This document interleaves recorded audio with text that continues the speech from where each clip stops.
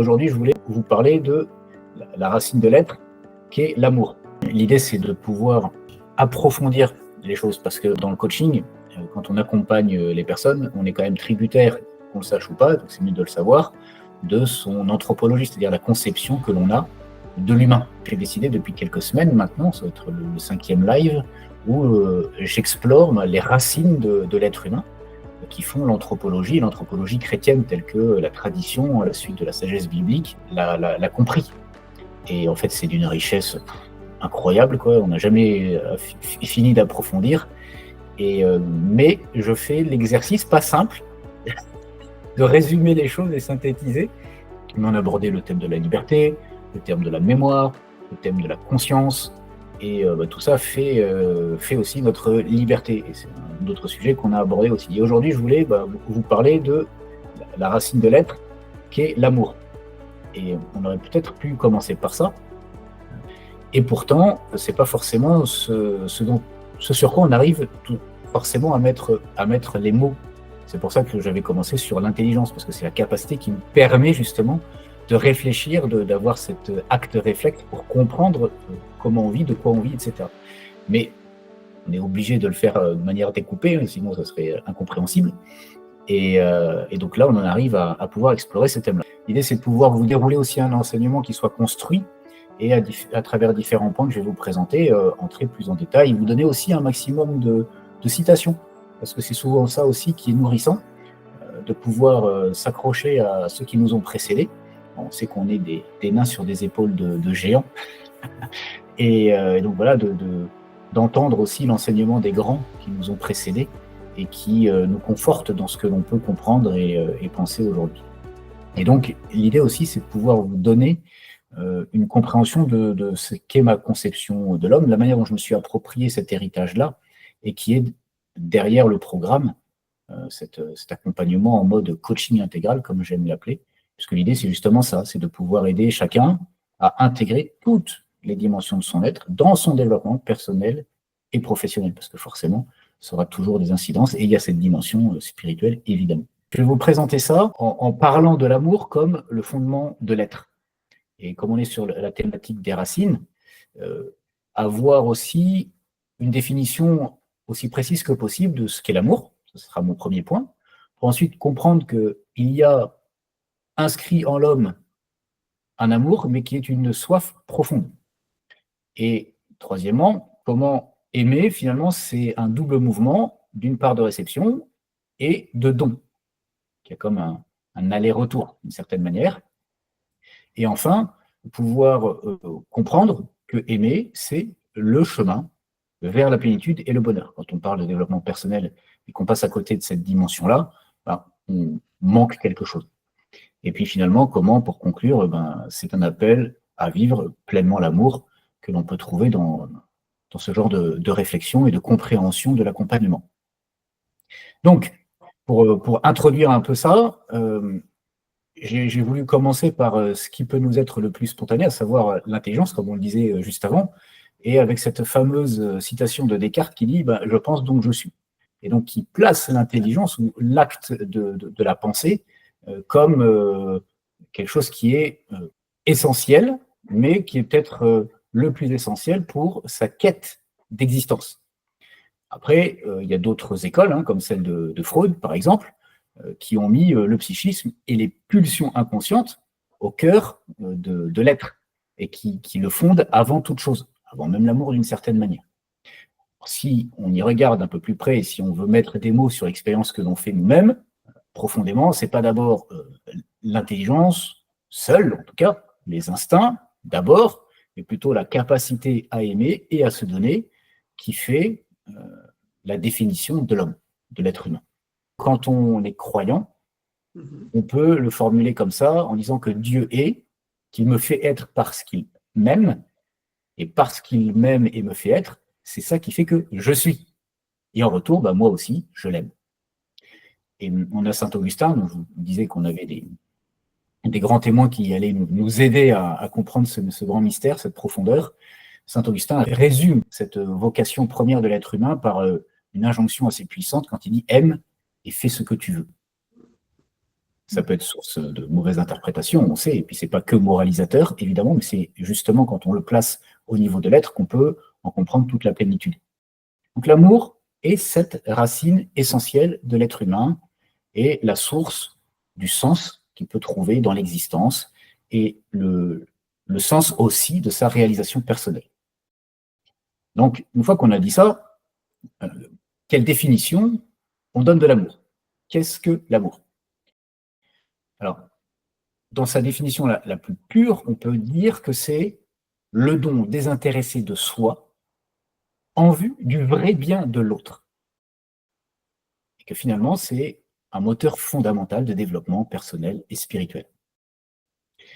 J'ai une autre citation de Saint Jean-Paul II, en tout cas pour nous catholiques, on le considérait comme s'exprimant de la part de Dieu à ce point, qu'on a pu le donner en exemple de manière universelle. Il dit « L'homme ne peut vivre sans amour, il demeure pour lui-même un être incompréhensible, sa vie est privée de sens s'il ne reçoit pas la révélation de l'amour, s'il ne rencontre pas l'amour, s'il n'en fait pas l'expérience, s'il ne le fait pas sien, s'il n'y participe pas fortement. »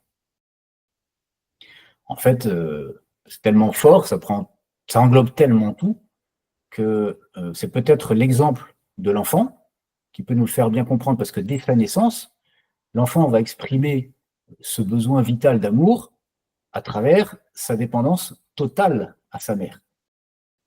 Et ce lien va au-delà de la simple nutrition, parce que même quand il prend la tétée, bien en fait, il est nourri affectivement par un échange de regards, de tendresse, de confiance, et c'est là où l'enfant apprend déjà à aimer et à être aimé.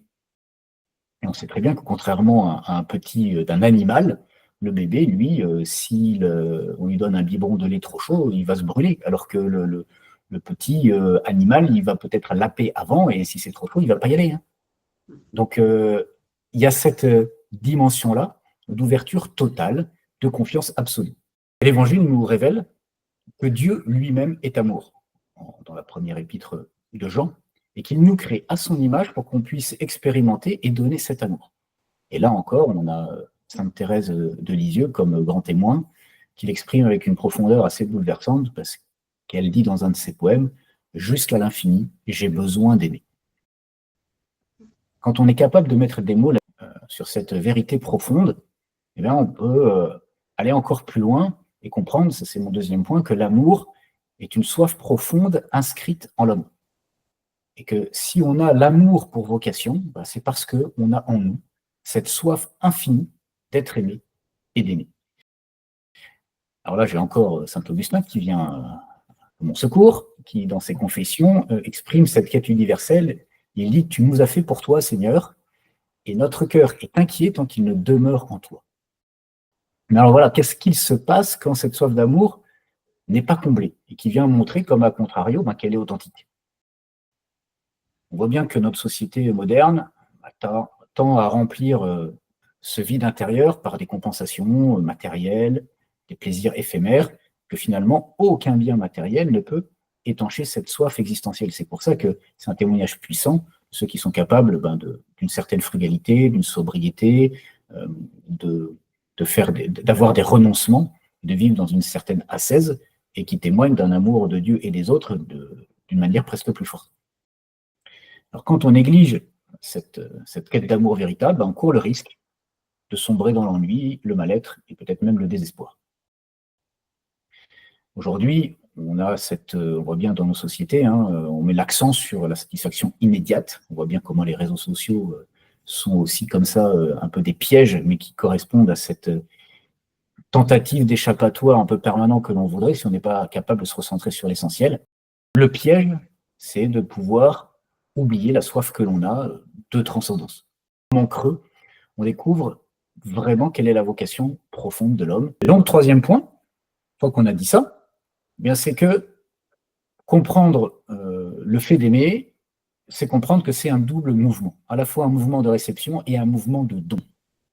C'est d'abord être aimé, parce qu'il faut pouvoir accueillir, recevoir cet amour, pour ensuite pouvoir aimer, c'est-à-dire donner et se donner.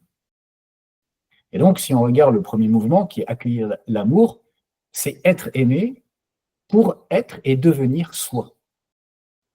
Et c'est pas juste une notion philosophique ou une formule un peu rapide, mais parce que avant de pouvoir aimer, l'homme doit d'abord recevoir l'amour. Et c'est vrai humainement, psychologiquement, dès la vie intra-utérine. Le bébé est programmé pour l'accueil sensoriel et affectif. Il réagit au son, par exemple, dès la 16e semaine de gestation. Il perçoit les caresses et les odeurs dès les premiers mois de vie. C'est ce qu'exprime très bien finalement saint Augustin, encore, quand il parle de l'homme comme capable de Dieu. En latin, capax Dei. L'expression est assez fondatrice dans la théologie et l'anthropologie chrétienne. J'aime bien le dire en latin. Voilà, il est fait pour recevoir l'amour divin et s'en laisser transformer. Mais cette réceptivité se poursuit toute la vie. Elle est de fait donnée et comme un potentiel, mais qui doit se déployer. Parce que un enfant, il va avoir besoin d'un cadre sécurisant et bienveillant. Parce qu'un adulte va avoir besoin de reconnaissance et d'affection pour s'épanouir. Parce qu'une personne en souffrance ou en fin de vie a besoin d'être entourée et valorisée. Que finalement, il n'y a pas d'âge pour être aimé et aimer. Ça prendra des modalités différentes en fonction de notre propre existence, de nos propres expériences, mais c'est toujours la même vérité. Et quand on refuse de se laisser aimer, on risque de se renfermer sur nous-mêmes et de passer à côté de notre vocation profonde. C'est pour ça que c'est si important. Et puis, une fois qu'il y a ce premier mouvement de réception, d'accueil, de l'amour, ça rend possible le deuxième mouvement qui est d'aimer et se donner comme finalement la plénitude du don de soi. On sait très bien que dans le développement personnel, le piège, c'est un trop grand recentrement sur soi au point d'être fatigué de soi, alors que toute l'énergie de cette concentration sur soi, c'est fait pour trouver cette vérité d'un appel d'où découle une mission de se donner. Et c'est là où on se réalise vraiment pleinement. C'est pour ça qu'on ne peut pas couper en fait du développement personnel la croissance spirituelle. Donc ça, c'est mon grand combat. Et il se vérifie là, dans l'explication qu'on peut en donner, c'est que l'amour véritable ne s'arrête pas à la réception, il pousse à se donner. Il y a un vrai sens à donner, jusqu'à donner sa vie peut-être. Saint Jean nous le dit, il n'y a pas de plus grand amour que de donner sa vie pour ses amis. C'est Jésus qui parle, évidemment. Et Bernard de Clairvaux, que j'aime aussi beaucoup, fondateur des Cisterciens, compare l'homme à un bassin. L'homme ressemble à une fontaine, mieux à un bassin. Il n'est pas la source. Il donne ce qu'il a reçu. Alors forcément, on comprend, s'il est plus branché sur la source, le bassin, à un moment, il se vide, il se tarit, et puis il ne peut plus rien donner.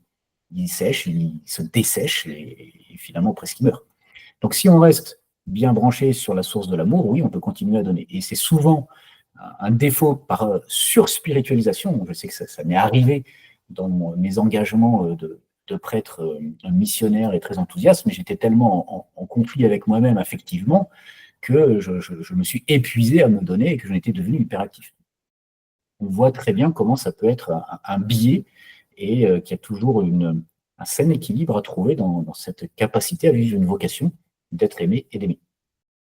Et j'aime beaucoup aussi, autre témoin que je vous ai déjà cité, Sainte Thérèse de Lisieux, qui résume vraiment bien cette dynamique en une phrase et qui dit « aimer, c'est tout donner et se donner soi-même ». Bon, une fois qu'on a dit ça, qu'on a bien compris ce double mouvement, eh bien on réalise qu'aimer, c'est un chemin vers la plénitude et le bonheur, et que seul l'amour authentique, compris comme on vient de le dire, conduit au bonheur véritable. Alors, on sait très bien qu'aujourd'hui, on est un peu victime de cette société qui valorise trop souvent l'indépendance absolue, et alors que l'on sait, et c'est aussi une des chances d'avoir la foi, que le véritable épanouissement passe par la communion avec les autres, et voilà, sortir de soi pour aller vers l'autre, c'est entrer dans cette dynamique du don et c'est réaliser sa vocation d'être aimé et d'aimer. Et je vous laisse avec cette citation de saint Paul qui dit « Je vous exhorte, par la tendresse de Dieu, à lui présenter votre corps, votre personne tout entière, en sacrifice vivant, saint, capable de plaire à Dieu. C'est là, pour vous, la juste manière de lui rendre un culte. » Vous voyez comment on boucle la boucle d'une certaine manière, puisqu'on vient de Dieu, on reçoit de lui dans notre être cette vocation à être comme lui finalement, à être aimé et à aimer, et que le plus grand culte que l'on puisse lui rendre, c'est l'amour de nous-mêmes, le don aux autres par amour. Donc, comment conclure ce petit enseignement sur cette racine de l'être qu'est l'amour? C'est que finalement, comprendre que aimer, c'est notre vocation première et ultime. Et que cette quête d'amour me traverse toute notre existence et donne sens à notre vie, il n'est jamais trop tard. D'une certaine manière, ça c'est un grand soulagement et une vraie espérance en fait. On a besoin d'être aimé pour exister. On a besoin d'aimer pour s'accomplir. Et le véritable bonheur réside dans le don de soi. Après, il faut l'éprouver. Parce que l'amour n'est pas un sentiment passager, mais c'est une vraie dynamique de vie profonde. Et que finalement, ça devient une réponse à notre soif d'infini et une participation même à l'amour divin. C'est là où c'est très très fort. Et je ne peux que souhaiter que chacun puisse entendre cet appel et s'y engager pleinement. Donc voilà ce que je voulais vous partager aujourd'hui. Dans la logique de l'approfondissement que je veux livrer de l'anthropologie qui est derrière le programme, et qu'à la suite des différents lives de ces dernières semaines que vous retrouvez dans la Community School, on puisse continuer de creuser. Et justement, la prochaine fois, je vous proposerai d'aller travailler la dimension de la relation, comment c'est une racine aussi de notre être humain que d'être en relation. Et dans la logique de ce que l'on vient de décrire, justement. Non, ça va encore d'une grande richesse. J'irai voir le replay, je pense, pour Alors, je vais vous me mettre replonger, parce qu'il y avait de la matière. C'est tellement vrai que l'amour est indispensable pour vivre, qu'il y a une expérience qui a été faite sur des nourrissons, à une époque où on n'avait pas les mêmes valeurs qu'aujourd'hui. Ils ont interdit aux nourrices d'interagir avec le bébé, ils l'ont uniquement nourri. Et tous les bébés sont morts. Ah oui, c'est une expérience radicale. Je me souviens qu'il y avait eu en Roumanie, au moment de la dictature de Ceausescu, il y avait des orphelinats comme ça où les enfants étaient totalement délaissés. On attendait qu'ils meurent, et donc sans s'en occuper, effectivement, soit ils devenaient fous, soit ils mouraient. Ouais. C'est dire la responsabilité que l'on a dans la manière d'aimer. Et effectivement, après, il y a aussi des manières très, j'allais dire, conventionnelles de le faire dans nos familles, en société, etc. Mais il faut toujours avoir à l'esprit cette intention, aussi purifiée que possible, évidemment, mais de pouvoir apporter de l'amour dans toutes ses dimensions. Et tu donnes l'exemple des bébés, et forcément, c'est un amour qui passe par le toucher, par la parole, par le regard échangé. Enfin, des choses que je tente de me rappeler, moi, avec mes propres enfants, d'avoir un regard particulièrement présent. Surtout aujourd'hui, où comme tout le monde, peut-être plus que d'autres, j'en sais rien, mais où je suis happé par les écrans. Et rien que le fait de poser le téléphone, si j'y suis, que je suis interpellé, tout de suite, ça renvoie déjà le bon signal, et ça peut être des gestes aussi simples que ça, qui font grandir dans l'amour. À la base, c'est une expérience pour connaître, mais en fait, c'est en lien. C'est pour connaître, ils voulaient savoir quelle était la langue originelle des êtres humains. Et en fait, c'est Dieu la parole, et c'est Dieu qui nous a parlé en premier aussi, comme il nous a aimés en premier. Ça va ensemble, en fait. Ouais. C'est le verbe et l'amour. Ouais. Et il y a une vibration aussi de la parole, et comme toutes les vibrations, on le sait aussi maintenant avec les apports de la physique quantique, et c'est ça aussi qui va marquer l'être. En fonction des vibrations qu'il va recevoir, il va être marqué d'une manière ou d'une autre. Et on sait très bien que toutes les émotions liées à l'amour, à la joie, etc., sont des vibrations hautes, des fréquences hautes, alors que tout ce qui est lié à la colère, au mal, etc., ou même au virus, il y a eu des études comme ça à l'occasion du Covid-19, c'est des fréquences basses. Et on a démontré comme ça que la personne qui se mettait en colère facilement tombait aussi plus facilement malade, parce qu'elle était sur des mêmes longueurs d'onde. D'où l'importance de s'exercer à la gratitude, de savoir remercier, de peut-être parfois se forcer un peu, être dans la joie. Et après, on prend plus facilement l'habitude. Mais ne serait-ce que sourire. Quand on sourit, même si on n'a pas envie de sourire, moi je sens dans mon cœur, la différence tout de suite. Il y a un mouvement différent, il y a une dynamique qui s'installe. Et si en plus on me rend le sourire, c'est Génial. jackpot. Et il y a une superbe anecdote. Une très belle anecdote comme ça de Thérèse de Lisieux aussi, qui dans son couvent peut pas blairer la sœur qui habite la chambre d'en face, dans la cellule d'à côté, et qui décide à un moment, par charité, parce qu'elle veut correspondre à ses valeurs chrétiennes, finalement, décide de lui sourire.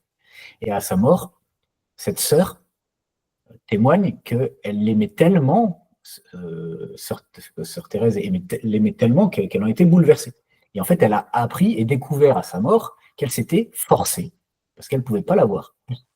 Mais Thérèse témoigne que ça a été très dur au départ, c'était un arrachement que de lui sourire. Elle l'attendait le soir avant qu'elle rentre dans sa cellule pour lui faire un dernier sourire. Elle finissait sa journée avec ça, quoi. Balèze. Et après, elle témoigne que ça a été toujours de plus en plus facile et qu'elle en était très heureuse. Ça rejoint ce que tu dis, Cécile. Et que ça peut demander un effort, oui, que de vouloir aimer. C'est effectivement un acte de volonté. Et si Jésus nous a dit aimez-vous les uns les autres, et qu'il en a fait un commandement, c'est que c'était peut-être pas si évident que ça. Et si facile. Mais ça veut dire aussi que c'est possible. Oui. Exactement, oui. Mais c'est un prêtre, je ne me souviens pas de qui était qui, mais je me souviens que c'était un prêtre qui m'avait dit écoute Cécile, vouloir aimer, c'est aimer déjà. En coaching, je pense qu'on est au cœur, toujours. Quel que soit l'objectif de coaching, l'histoire de la personne, bien sûr. À un moment donné, on arrive sur ce sujet-là. Bien sûr. Comment elle a grandi avec amour, sans amour, comment elle a dans ses comportements actuels, il y a toujours c'est vraiment le cœur. L'amour, c'est... Et puis dans la finance, la façon de gérer ses sous, c'est symptomatique d'un tas de choses. Oui, bien sûr. Complètement vrai, ça. Ouais, ça peut être trop donné et ne plus s'aimer, ça peut être un tas de choses. Chaque client est différent. On a apporté à chacun d'entre eux. Et justement, vous en parliez dans vos coachings respectifs, mais je crois qu'effectivement, indépendamment de l'histoire de la personne et de ce qu'elle peut raconter, de ses expériences d'être aimée ou d'aimer, et qu'elle le traduise par tel ou tel acte ou posture, notamment vis-à-vis de ses finances, nous, en tant que coach, on a aussi une posture finalement à avoir qui doit être représentative de ce double mouvement d'aimer et d'être aimé, de donner et de recevoir, et ne serait-ce que par l'écoute que l'on va avoir, la bienveillance qu'on va intentionnellement mettre dans notre accompagnement, et par les paroles que l'on va dire, même si ce sont parfois peut-être des paroles exigeantes. Mais comme on sait que dans notre métier, on a à faire passer à l'action, parce que c'est aussi ça qui est attendu de la part des gens qui acceptent nos accompagnements et que l'on coach, là aussi, il y a un enjeu d'amour qui est décisif, quoi. Et toujours se remettre dans cette intention-là. On peut faire l'expérience de se déplacer un petit peu et puis de ne plus être tout à fait ajusté et de manquer finalement de pouvoir donner le meilleur de nous-mêmes. S'il y a un mot une expression que vous voulez retenir ou une idée qui vous vient et que vous voulez mettre en œuvre. Moi, il y a une parole de Jean de la Croix qui m'a toujours bouleversée. Au soir de la vie, on sera jugé sur l'amour. Donc, passons notre vie à aimer. C'est à ça qu'on est destiné, hein, c'est à recevoir et être un vecteur d'amour, en fait. Alors, tu as les replays à la fois sur School. J'ai un cours qui s'appelle les lives du coaching intégral. Et puis sinon, tu les retrouves aussi sur ma chaîne YouTube.